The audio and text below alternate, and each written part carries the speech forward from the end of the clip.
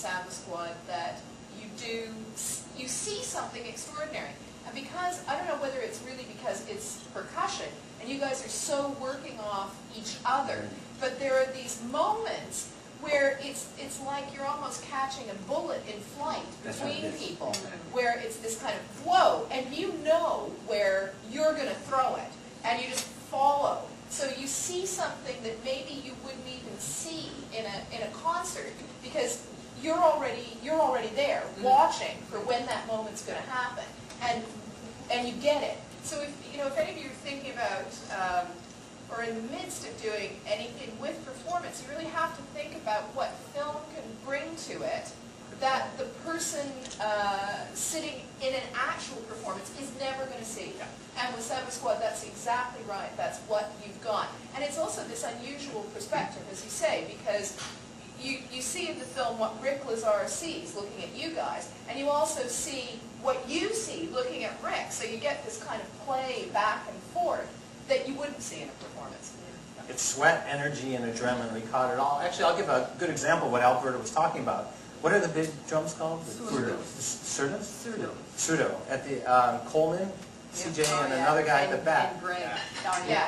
There was one point where they were in the pocket, and they were going crazy, and Coleman leaned over in time. They shook hands like that, and we caught it. He just gave himself goosebumps. I can tell you, it was there. It was so happy. It was an amazing moment, and that's just what you were describing. If you're in the back of that hall, you're getting a great experience. You're hearing the drums, you're dancing, you're sweating, you're having fun, but you don't catch those little moments. And also, just to come back to the question that you asked, how it felt. I think, and you made a good point about when we're rehearsing, we have a specific energy. We look at each other, we smile, we're sort of kind of connecting. But then to see us on a screen and watch what you see when we're performing, that was really special. To say, wow, we're good.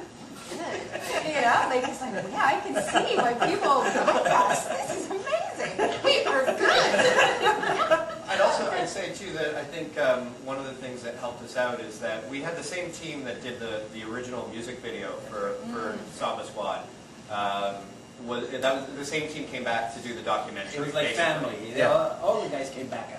And I think to a certain extent we, and particularly Joel, but we were all able to earn the group's trust, I think, on a level, making the video. Definitely. So when we came back, we had already invested in them, and they had already invested in us, because we certainly asked a lot of time and effort from a group of people who are already teachers and doctors and lawyers, and on top of that, they're musicians. And so then they've got a whole documentary crew and film crew coming in and saying, we need yet more of your time. And so that, I think, was probably really important to the success of the film.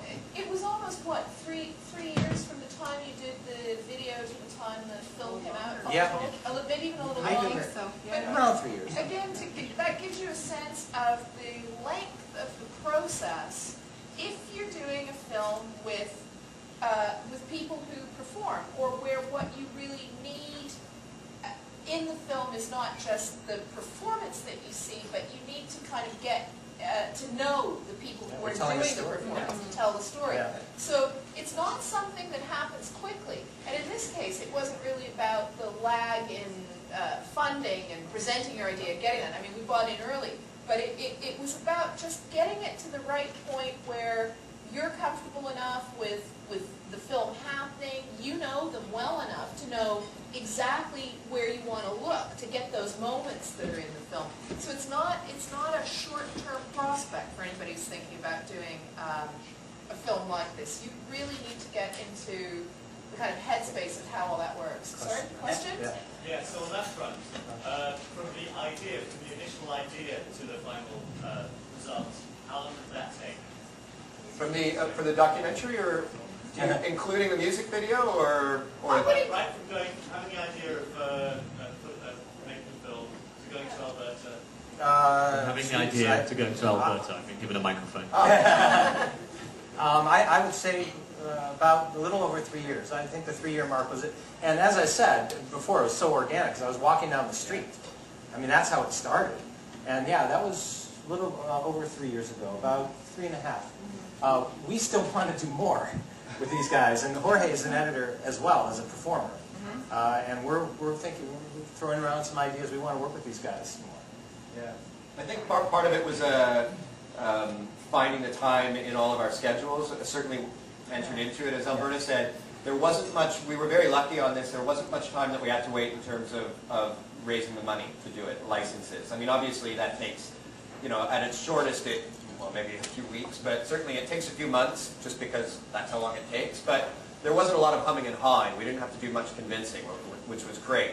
So a part of the time was spent in the group schedule, when they were going to be performing, touring, the bus. And there's 40 people. So yeah, there's 40 people, so that was part of it. The bus trip was actually one of the catalysts. I think the double-decker bus going around the city was actually an idea that Samba Squad had that we really liked. Yeah. And so that was a bit of a call to action of, here's something really great that we can shoot. Let's get started, And Liam and I had finished up the projects that we were doing, and we were ready to take on another one. So. Yeah. And I keep going back to the point that it's an important story.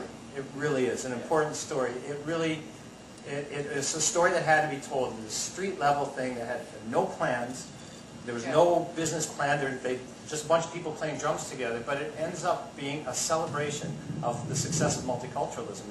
It really is a microcosm of Toronto, which is a microcosm of the world. And you got to see these guys play. Keep in mind, it's a Brazilian-style band. They use Brazilian-style instruments. But Rick infuses modern-day rhythms Funk and funk, soul, rhythm and blues. We have North African, West African, Afro-Cuban, salsa, reggae, funk, Middle Eastern. So it's the heart of the band is samba. We use traditional Brazilian instruments, much like you would see in the Carnival in Brazil. But then that's it. Rick brings in a totally different flavors, world grooves, if you will. He also brings in women, because women don't play with drum bands in Brazil. They're not allowed to play. Yeah, so that is probably the greatest attraction, I think, for a lot of women when they see us perform, especially the huge drums. Yeah, so they play the really Yeah, big drums. they play the really big ones. They're the bass drums. You strap them on your waist, and they literally kind of sit between your leg, and you're just pounding on these things, and literally, and I think the people that are most attracted to those drums are the women.